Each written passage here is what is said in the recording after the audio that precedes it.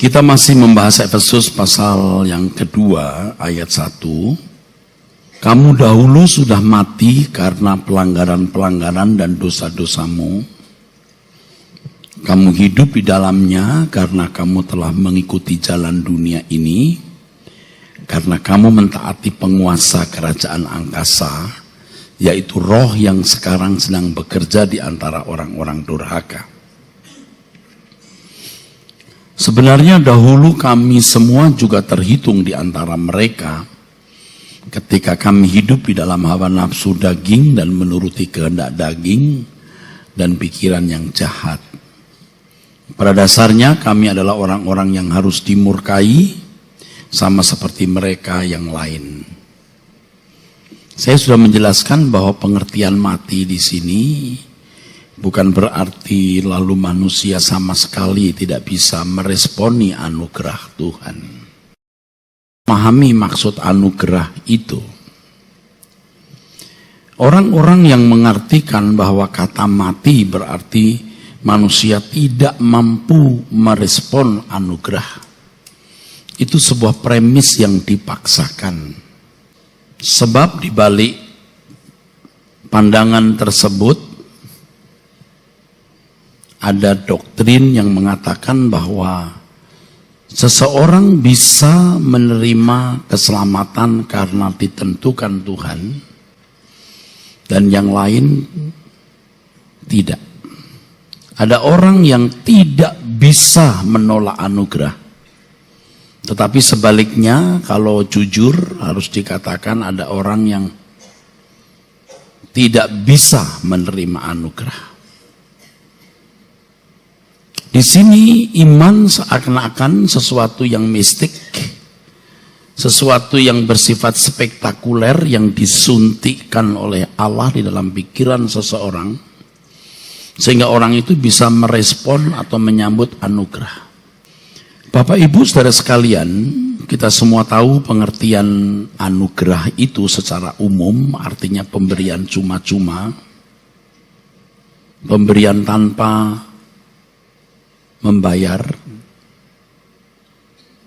pemberian tanpa melihat kepantasan yang menerima pemberian tersebut. Nah sekarang masalahnya apa bentuk pemberian itu? Ini masalahnya. Apa isi anugerah itu? Itu kuncinya saudara. Isi anugerah itu tentu keselamatan.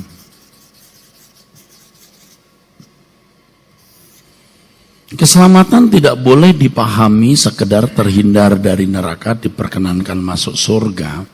Tetapi keselamatan harus dipahami sebagai dikembalikannya manusia ke rancangan semula.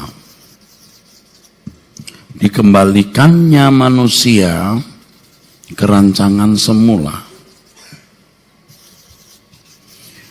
Anugerah berbicara mengenai dipulihkannya hubungan antara manusia dan Allah. Setuju. Tetapi apakah hubungan itu menjadi harmoni maksudnya? Apakah ada kecocokan dan keselarasan? Tidak bisa tidak. Manusianya harus dibentuk. Kuduslah kamu sebab aku kudus. Ini prinsip-prinsip penting yang tidak boleh diabaikan. Mata kita harus dibuka lebar-lebar. Keselamatan diterima oleh iman. Adalah picik kalau orang memahami iman sekedar pengaminan akali atau persetujuan pikiran. Setuju Yesus juru selamat, tidak menolak bahwa dia juru selamat, berarti beriman. Terlalu picik dan naif. Iman itu berarti tindakan. Sebab di kitab Roma bicara soal iman, ini Abraham. Jadi ketika Alkitab berkata Abraham dibenarkan bukan karena perbuatan, maksudnya bukan Abraham tidak punya perbuatan sama sekali. Dibenarkan bukan karena melakukan perbuatan berdasarkan hukum. Hukum Taurat maksudnya. Abraham tidak mengenal hukum Taurat.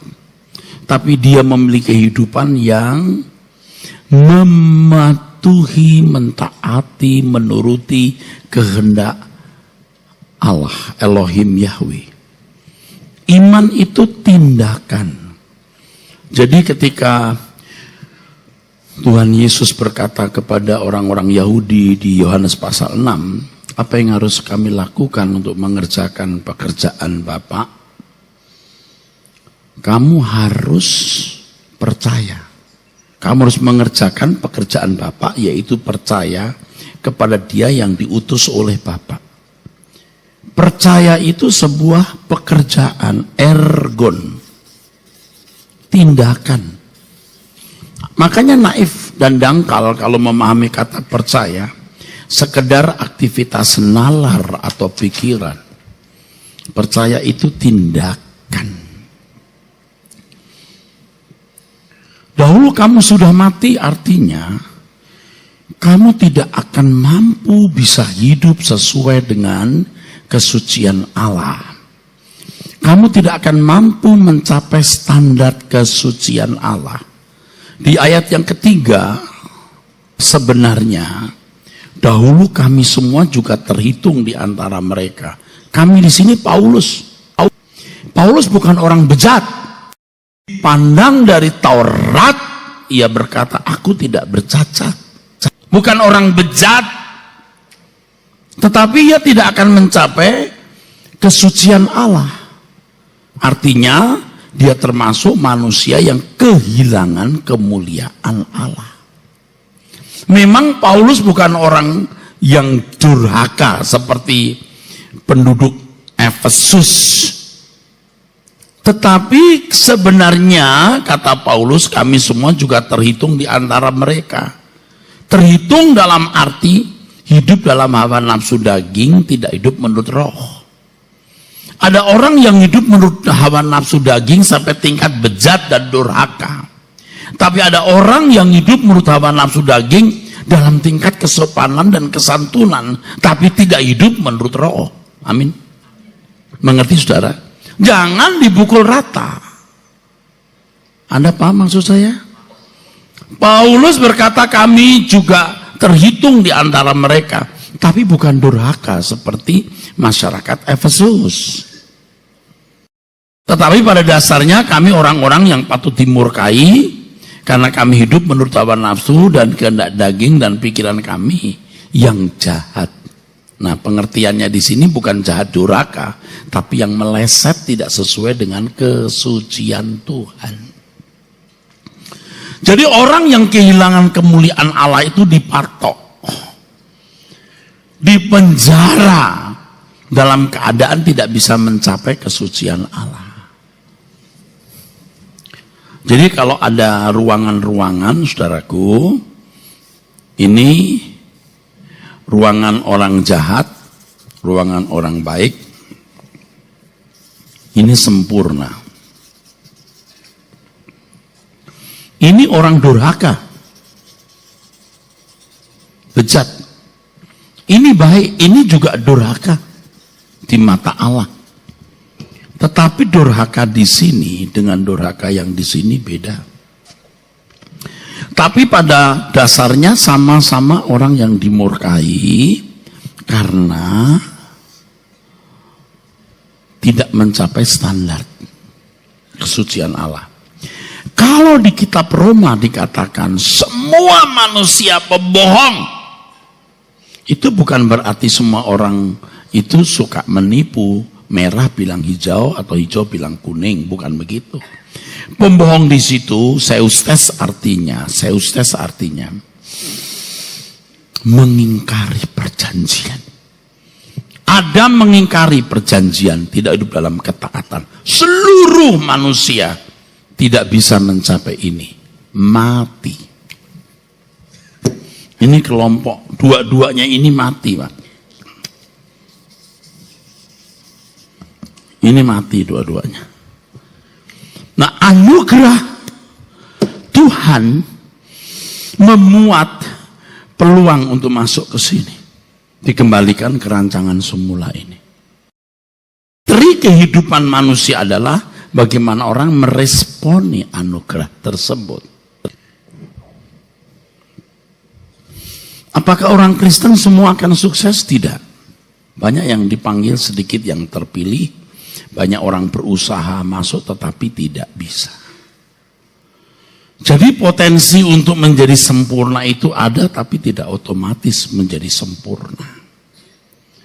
Itu hanya dialami orang-orang yang tidak menyayangkan nyawa. Nah sekarang tinggal bagaimana saudara punya free will atau kehendak bebas saudara. Sampai di sini saudara memahami yang saya katakan? Jadi bukan secara mistis spektakuler Tuhan menyuntikkan iman lalu bisa menerima anugerah, merespon anugerah. Apa sih anugerah itu? Nah, anugerah itu memuat keselamatan, yaitu dikembalikannya ke rancangan semula. Di dalam anugerah tersebut ada penebusan oleh darah Yesus. Oleh penebusan Tuhan kita menjadi miliknya. Dengan menjadi milik Tuhan, tubuh kita jadi bait Roh Kudus. Roh Kudus dimeteraikan, memimpin kita kepada segala kebenaran. Lalu ia memberikan Injil yang menyelamatkan. Dan Allah bekerja dalam segala hal. Ini alat keselamatan yang diberikan oleh Allah untuk membawa manusia kepada keselamatan. Penebusan, Roh Kudus, Injil, penggarapan Allah.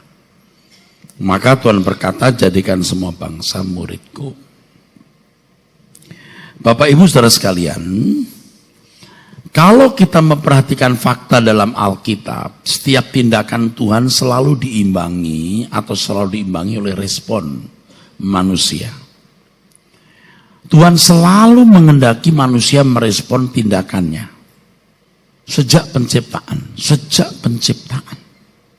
Sejak penciptaan tidak ada unsur sama sekali manusia menjadi boneka dan tidak memiliki kemandirian atau independensi. Manusia memiliki independensi. Manusia memiliki kemandirian. Kalau kita berpendirian bahwa segala sesuatu terjadi dalam hidup manusia dikerjakan Tuhan sendiri tanpa respon atau tindakan manusia, maka kehidupan ini menjadi fatalistik. Maka pengertian mati di situ harus dipahami dengan benar. Mati di sini bukan berarti manusia tidak sanggup merespon anugerah Tuhan. Lalu di pihak lain orang yang memiliki doktrin itu juga mengatakan ada orang yang tidak bisa menolak anugerah. Yang lain ada orang yang tidak bisa menerima anugerah. Ini fatalistik. Harus dikoreksi dan kita harus mengatakan itu keliru. Hidup menjadi tidak menarik karena tidak ada tantangan. Tidak ada pergumulan dalam arti yang real. Sebab manusia hanya menerima apa saja yang ditentukan baginya. Kalau kita bicara jujur, coba saudara jawab. Adam jatuh dalam dosa ditentukan oleh Tuhan atau tidak? Adam dan Hawa jatuh dalam dosa ditentukan oleh Allah atau tidak? Adam dan Hawa jatuh dalam dosa ditentukan Allah atau tidak? Jelas tidak. Jelas tidak. Adam yang memilih menentukan nasibnya. Sehingga Adam ada di dalam dan keturunannya ada di sini, saudara. Ada orang durhaka, ada orang baik. Ini maaf, ini tadi dalam konteks Paulus ya. Maka ada keturunan Set yang baik-baik di sini. Harus diakui. Henok misalnya, Nuh ya. Tapi semua itu telah kehilangan kemuliaan Allah. Atau dengan kalimat lain, Theustes mengingkari perjanjian. Keselamatan dalam Yesus Kristus itu hendak membawa manusia itu ke sini, saudara. Dan yang diberi kesempatan ini itu hanya orang-orang tertentu, umat pilihan. Disebut umat pilihan bukan berarti lalu pasti terpilih. Saudara dan saya ini orang-orang yang menjadi umat pilihan. Berpotensi untuk masuk di sini. Untuk menemukan kembali kemuliaan Allah yang hilang. Dan saya menegaskan bahwa inilah fakta di dalam Alkitab. Setiap tindakan Tuhan selalu diimbangi oleh respon manusia. Jadi bukan sesuatu yang diputuskan oleh Allah secara sepihak, dan ini penting sekali untuk diterima. Jangan kemudian saudaraku, orang berpikir bahwa kejatuhan Adam dan Hawa pun oleh karena skenario Tuhan. Sebagai sutradara yang menentukan alur cerita dari awal hingga akhir. Dan ini menjadi hal yang membuat manusia tidak bertanggung jawab. Etika tidak bisa tampil secara proporsional. Kitab suci berulang-ulang menegaskan bahwa manusia adalah makhluk yang bertanggung jawab. Jadi kalau dalam Yohanes pasal 1 ayat 12-13 mengatakan, yang percaya kepadanya, yang menerima dia diberi hak supaya menjadi anak Allah. Dibaca yuk, Yohanes 1 ayat 12-13. Kita akan membacanya. Tetapi semua orang yang menerimanya diberinya kuasa supaya menjadi anak-anak Allah, yaitu mereka yang percaya dalam namanya, orang-orang yang diperanakan bukan dari darah atau dari daging, bukan pula secara jasmani oleh keinginan seorang laki-laki, melainkan dari Allah. Luar biasa pemilihan kata diberi kuasa di situ. Yang lebih tepat diterjemahkan sebagai hak. Exousia. Tidak ada hak tanpa kewajiban. Satu pihak ada hak, pihak lain ada kewajiban. Bagaimana bisa ada hak tanpa kewajiban? Nah, exousia ini seperti yang tadi saya singgung, saudara sekalian, ada penebusan. Engkau berhak menerima penebusan. Setelah engkau ditebus, tubuhmu menjadi bait Roh Kudus. Itu kau punya hak. Roh Kudus menuntun kamu kepada segala kebenaran melalui Injil. Kau punya hak. Dan Allah bekerja dalam segala hal mendatangkan kebaikan. Tetapi kewajibanmu hidup di dalam penurutan. Maka Filipi 2 ayat 12 mengatakan, kerjakan keselamatanmu dengan takut dan gentar. Ada hak, ada kewajiban. Betapa rusaknya struktur berpikir yang mengatakan ada hak tanpa kewajiban. Seakan-akan hak ini otomatis membuat orang bisa berubah. Jadi dulu kamu sudah mati, sekarang kamu mau hidup, berjuanglah untuk itu. Nah, yang membuat banyak orang Kristen menjadi mandul, terbonsai, bahkan mati adalah ketika diisyaratkan bahwa orang-orang yang sudah mengaku Yesus sebagai juru selamat, artinya punya pengaminan akali atau persetujuan pikiran, berarti sudah jadi anak-anak Allah dan sudah selamat, punya hak masuk surga. Tapi tidak pernah diperkenalkan kewajibannya, tidak pernah diperkenalkan apa artinya berjuang mengerjakan keselamatan dengan takut dan gentar. Lebih rusak lagi ketika diarahkan untuk berurusan dengan Allah hanya karena kesehatannya yang membutuhkan pemulihan, hanya karena berkat jasmani, karena mau mujizat. Aduh, lebih rusak lagi, saudaraku. Lebih rusak. Kamu mencari aku bukan karena melihat tanda, semeion, petunjuk arah. Bukan karena kamu mau tahu hendak kubawa kemana kamu. Tapi kamu makan roti sehingga kenyang. Kerjakan apa yang bisa mendatangkan kehidupan kekal. Apa yang harus kami kerjakan, Tuhan? Percayalah kepada Dia yang diutus Bapa. Percaya kok kerjaan, ya tindakan. Lalu tanda apa yang bisa kau berikan? Apa yang kau lakukan? supaya kami bisa percaya. Jaminan apa yang bisa kau berikan supaya kami percaya? Begitu di dalam Yohanes pasal 6. Musa memberikan kami roti. You bisa kasih apa? Lalu Tuhan berkata, yang memberi kalian roti bukan Musa, Bapa di surga. Ini zaman bukan urusan dengan roti, tapi pemberi roti. Ini zaman bukan berurusan dengan berkat jasmani, tapi si pemberi berkat. Anda beri kemuliaan. Kalau kau makan roti yang dari surga, diriku berarti, kamu akan memperoleh hidup kekal. Kalau kau makan roti bumi ini, roti yang dikirim oleh Bapak melalui Musa, kau makan roti itu, kamu lapar lagi, besok kamu membutuhkan makan itu. Dan akhirnya mati. Tapi roti yang kuberikan tidak membuat kamu lapar sampai kekekalan. Siapa roti itu? Aku. Dagingku benar-benar makanan, darahku benar-benar minuman. Kamu serap hidupku. Kamu kenakan hidupku. Jadi kita bisa mengerti mengapa Paulus berkata hidupku bukan aku lagi, tapi Kristus yang hidup dalam aku, artinya spirit dan gairahnya. Dan hidup yang kuhidupi dalam daging ini, hidup dalam iman kepada anak Allah. Dan bagaimana menghidupkan Yesus dalam hidup kita? Tidak gampang. Jadi orang baik saja sulit, apalagi sempurna. Betapa rusaknya kalau diisyaratkan bahwa kalau orang sudah mengakui Yesus sebagai juru selamat, berarti sudah selamat. Dan itu terjadi di banyak komunitas Kristen hari ini. Sehingga kekristenan tidak beda dengan agama.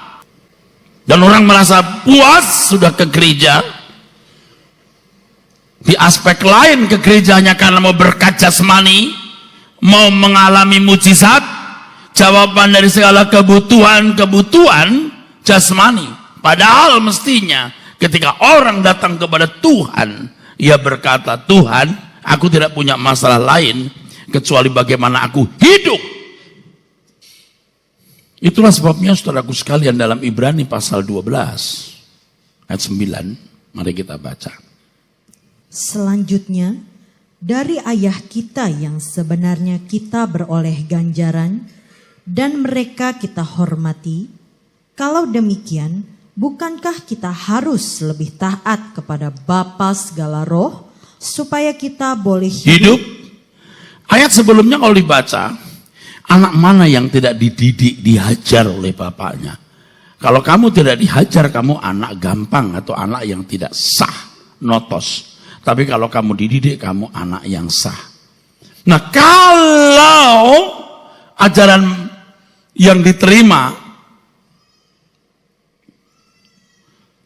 mengisyaratkan bahwa jika orang secara nalar percaya Yesus juru selamat, sudah selamat, itu menciptakan notos-notos.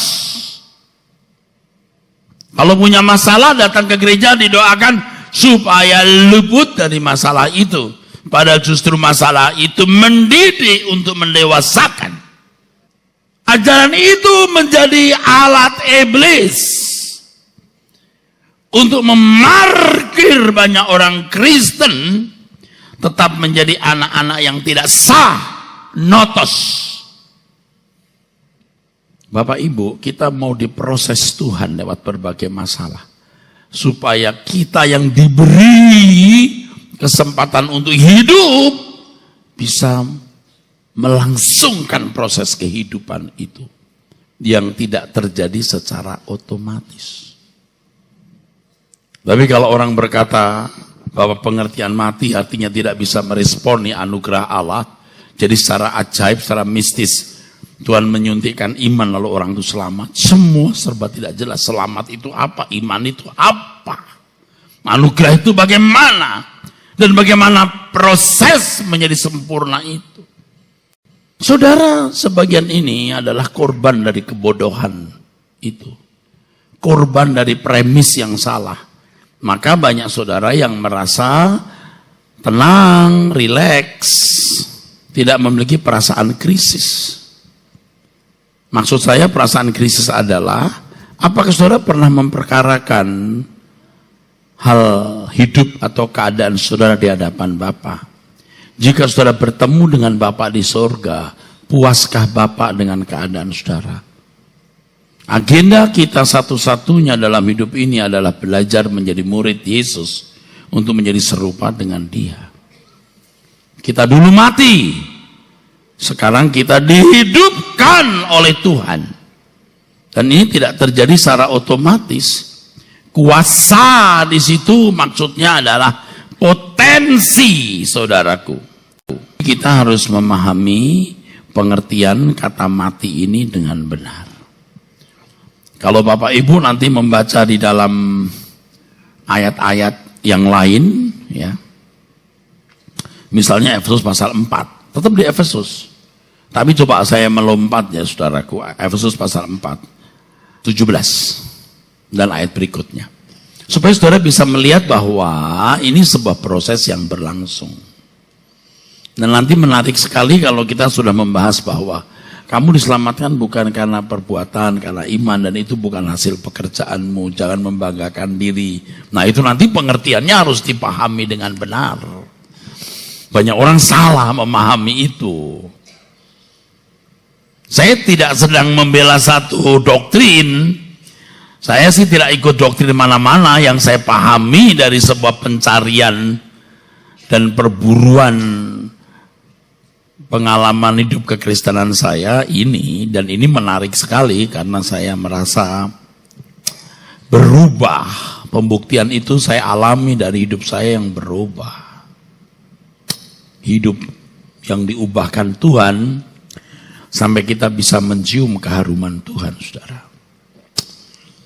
Kita sudah melihat surga dan keharuman kerajaan surga.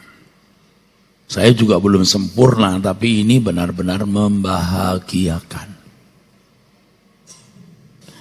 Efesus 4 ayat yang ke-17. Sebab itu kukatakan dan kutegaskan ini kepadamu di dalam Tuhan. Jangan hidup lagi sama seperti orang-orang yang tidak mengenal Allah, dengan pikirannya yang sia-sia. Kamu sendiri yang harus tidak menoleh ke belakang. Kamu sendiri yang membuat dirimu tidak lagi hidup sama seperti dulu. Dulu kamu mati. Sekarang jangan lagi seperti dulu. Terus. Dan pengertiannya yang gelap, jauh dari hidup persekutuan dengan Allah, karena kebodohan yang ada di dalam mereka, dan karena kedegilan hati mereka. Mereka bodoh, kamu tidak bodoh lagi, karena kamu sudah belajar. Emangnya orang pintar mendadak pintar? Enggak. Apakah secara spektakuler, ajaib, dan transenden Allah menyuntikkan kebenaran, menyuntikkan pengertian lalu jadi cerdas? Tidak. Dia harus belajar. Katakan amin. Anda boleh tepuk tangan untuk kebenaran ini. Kalau kebodohan bukan dengan mukjizat, kerja keras dari waktu ke waktu, dan ini pasti lewat proses yang ketat bertahap. Terus. Perasaan mereka telah tumpul, sehingga mereka menyerahkan diri kepada hawa nafsu, dan mengerjakan dengan serakah segala macam kecemaran. Tetapi kamu bukan demikian. Kamu telah belajar mengenal Kristus. Belajar kan? Belajar. Bukan automatically. Bukan otomatis. Bukan otomatis. Bukan. Tapi belajar. Makanya saudara, kalau sore-sore tadi enak mau minum kopi atau minum teh di mana atau di rumah, males nih. Apalagi ini ada acara menarik TV atau apa, Anda nggak ke gereja. Itu keputusanmu. Jangan berkata Tuhan tidak menggerakkan aku ke gereja. Kalau dia dipilih Tuhan untuk selamat, digerakkan ke gereja. Engkau yang menggerakkan dirimu. Kamu telah belajar mengenal Kristus. Di sini kita belajar. Amin. Senang saudara, kita belajar terus. Terus ayat 21. Karena kamu telah mendengar tentang Dia. Telah mendengar. Terus. Dan menerima pengajaran. Menerima, bukan disuntikkan dalam pikiran. Terus menerima pengajaran di dalam Dia menurut kebenaran yang nyata dalam Yesus, dua-dua, ini kalimat ini luar biasa. yaitu bahwa kamu berhubung dengan kehidupan kamu yang dahulu, Kehidupan kamu yang dulu, di mana kamu hidup di dalam dosa, dalam kedurhakaan, hidup menurut roh-roh yang jahat, roh-roh jalan dunia ini maksudnya. Terus harus menanggalkan manusia siapa yang lama. menanggalkan? Kita. Kok bisa mujizat ajaib itu gimana? Nah, you and I, kita yang harus menanggalkan, lepaskan, tanggalkan kita. Aduh Bapak Ibu, kalau sudah terlanjur kita terikat dengan dosa berat, menanggalkan manusia lama yang menemui kebinasaannya dan oleh nafsunya yang menyesatkan. Kita udah melekat di sini, Pak.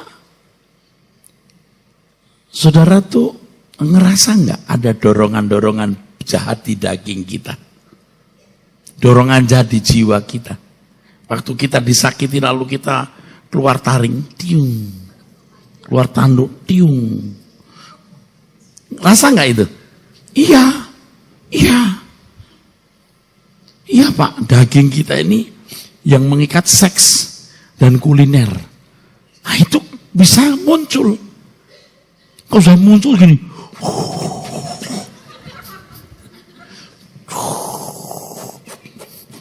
nyeruduk. Nah waktu keluar ini kita bilang, nggak boleh. Nggak boleh. Kitanya yang harus melepaskan. Ibu-ibu tuh ya, kelihatan manis-manis tuh taringnya bisa lebih panjang dari pria. Tapi ini ibu-ibu yang ada di sana. Jauh. Yang tidak ada di sini. Yang di Kebon Jeruk, yang di Bekasi, yang di Cibubur. Tapi kumpul di sini.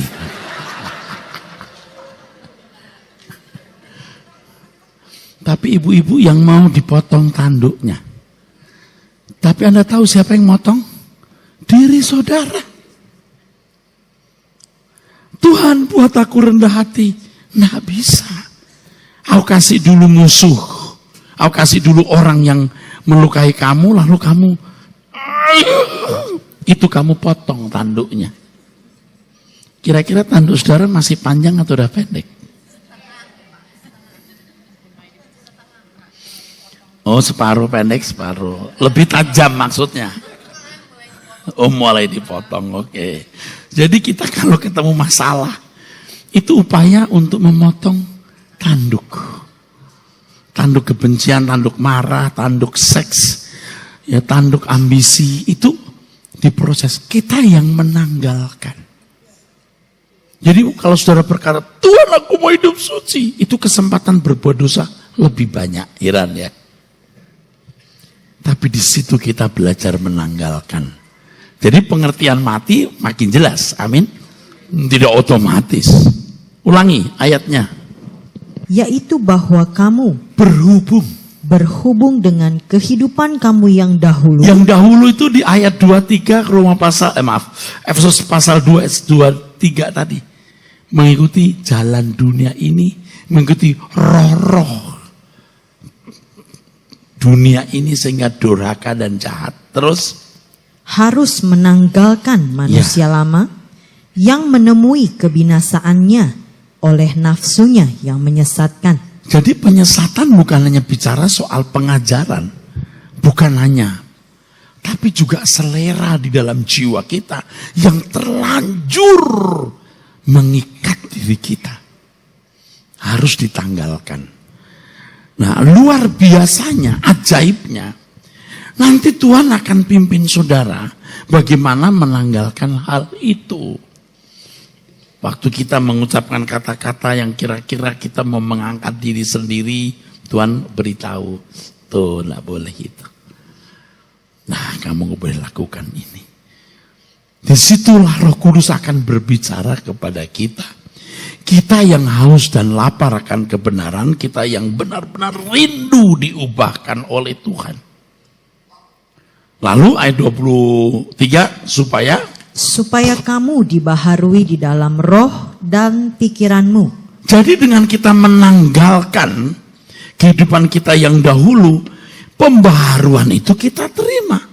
Ini sebuah kerjasama. Ada hak, ada potensi, ada alat anugerah, alat keselamatan yang Tuhan sediakan. Ada tanggung jawab yang kita harus penuhi. Tapi kalau saudara merasa sudah selamat, sudah masuk surga, tidak ada geliat sama sekali. Yang lebih parah lagi ketika kita ke gereja karena urusan jodoh, urusan bisnis, dan segala macam urusan yang kalau jujur itu karena kesalahan kita.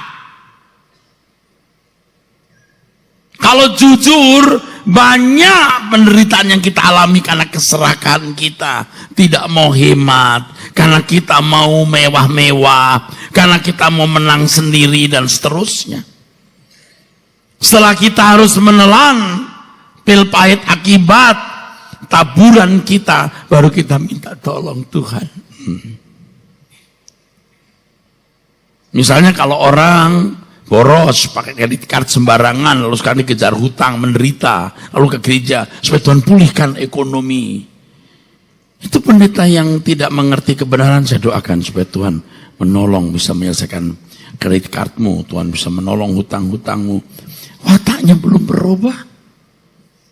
Hari ini Tuhan memberikan pertolongan, dia lebih jahat lagi nanti menggunakan uang.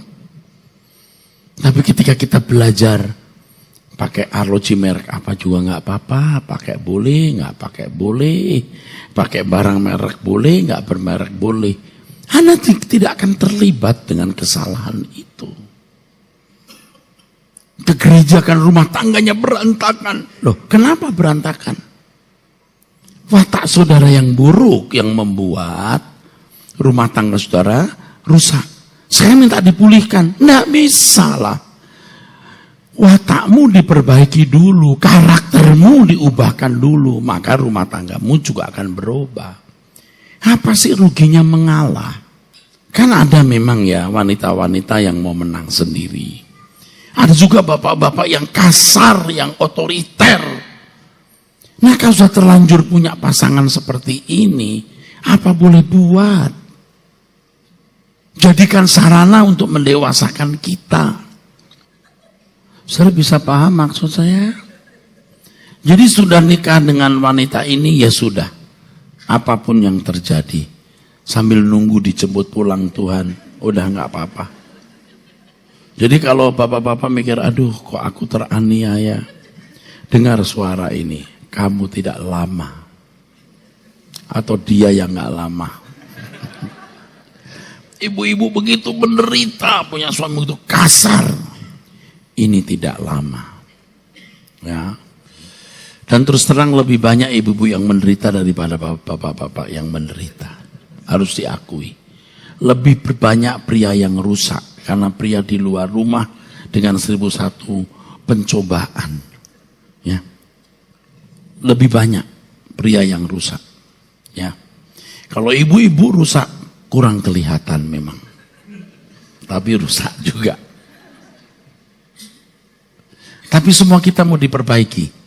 Amin. Mau sempurna. Teman hidup itu adalah teman untuk bertumbuh bersama. Pasti gak sempurna. Pasti. Tapi itu belajar untuk saling membangun. Bukan saling membunuh. Maka kata sepadan itu bukan seimbang sama, tidak. Sepadan itu artinya saling mengisi. Tidak mungkin begini sama, nggak mungkin, pasti ada beda supaya klop. Yang tidak bisa dilakukan pria, dilakukan wanita. Yang tidak bisa dilakukan wanita, dilakukan oleh pria. Ini melengkapi. Dan harus diakui ada bapak-bapak yang kurang tegas, istri lebih tegas. Jadi kalau ada orang datang begini-begini, suami mau bilang tidak, ragu-ragu, istrinya tidak.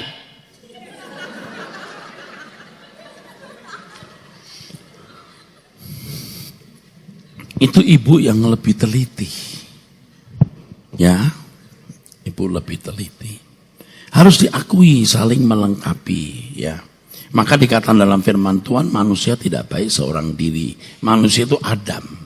Dia menjadi penolong yang sepadan, penolong yang melengkapi. Bukan sepadan itu sama, salah loh orang. Supaya kamu dibaharui dalam roh dan pikiranmu. Terus. Dan mengenakan manusia baru. Tuh, dengan menanggalkan manusia lama, kamu mengenakan manusia baru. Kamu sendiri yang harus proaktif. Terus.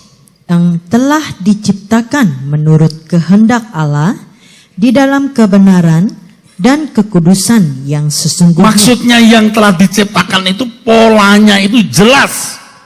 Roh Kudus menuntun ke arah itu. Kebenaran akan membawa ke arah itu. Kenakan manusia baru itu. Proaktif. Jadi pengertian mati yang kita pelajari makin jelas maksudnya, saudaraku. Terus? Karena itu buanglah dusta. Siapa yang harus membuang? Siapa yang harus membuang? Kita. Nggak ada orang yang tiba-tiba nggak bisa dusta lagi saya. Kok bisa gitu? Nggak tahu. Ajaib. Saya nggak bisa dusta lagi. Nggak bisa. Kamu yang mesti buang. Ada orang yang susah jujur karena sering berdusta. Ngomongnya lebay, dilebih-lebihkan. Itu kalau untuk kembali tidak jadi lebay, tidak melebih-lebihkan perkataan, nggak gampang, saudara. Nggak gampang. Tapi harus bisa. Buang dusta. Terus? Dan berkatalah benar seorang kepada yang lain, karena kita adalah sesama anggota. Terus? Apabila kamu menjadi marah, janganlah kamu berbuat dosa. Janganlah matahari terbenam sebelum padam amarahmu. Maksudnya janganlah matahari terbenam, artinya kamu tidak boleh marah terus menerus. Bukan berarti begini, aku lagi marah nih. Sabar, belum terbenam. Ini kan hanya istilah maksudnya. Tidak boleh marah secara terus-menerus atau berkesinambungan. Marah, ya selesai.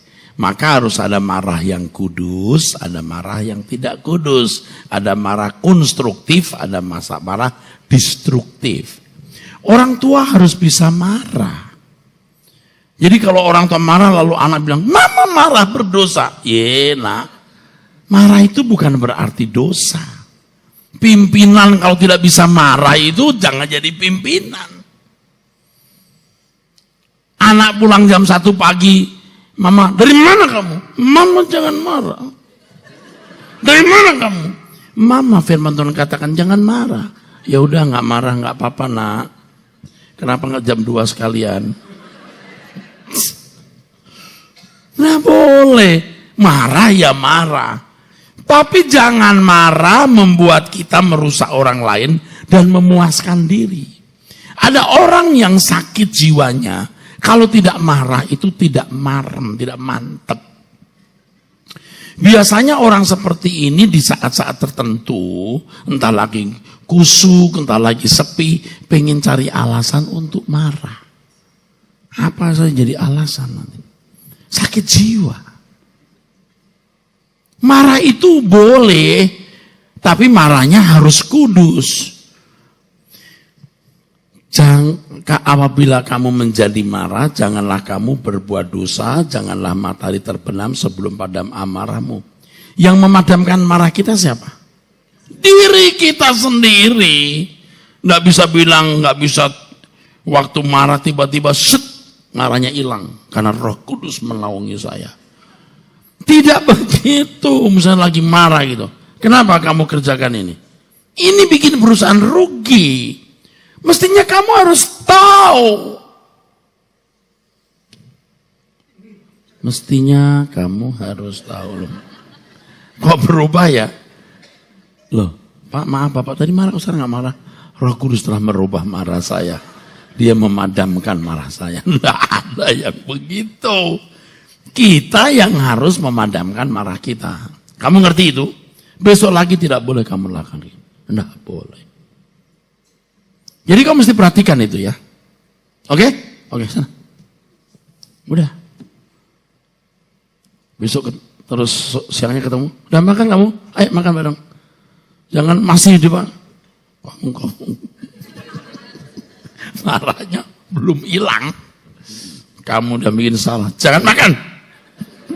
Loh. Ya sudah. Jangan terus dibawa-bawa. Besoknya ketemu lagi. Pagi Pak. Pagi Pak. Bapak belum marahnya belum selesai. Kan Alkitab matahari jangan sampai matahari terbenam marahnya harus hilang. Terserah, sebodoh firman Tuhan. Aku punya firman sendiri. Ini orang gila yang begini gila. Tapi setelah 2 jam, 3 jam, ayo makan. Ayo kamu ayo, ambil. Terus staf papa nggak marah sama dia. Sudah tadi. Loh kok sekarang? Ya sudah tadi. Kan belum terbenam matahari. Lu mesti gua bawa ke Rehoboth loh. Kagak tahu. Tapi kalimat yang bagus tuh ayat 27. Ini loh yang saya mau saudara membaca. Ayat 27. Dan janganlah beri kesempatan kepada iblis. Jangan memberi topon. Foothold. Jangan memberi topon.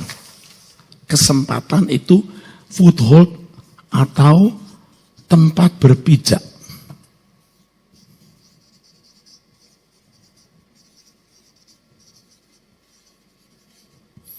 Kalau kita ya rajin makan buah, sayur, kanker nggak punya tempat berpijak. Kecuali sayur yang pestisidanya banyak. Jangan membuat pangkalan. Sayur, buah, sinar matahari, sirkulasi bagus, minum air putih, olahraga. Kanker nggak bisa. Nggak bisa.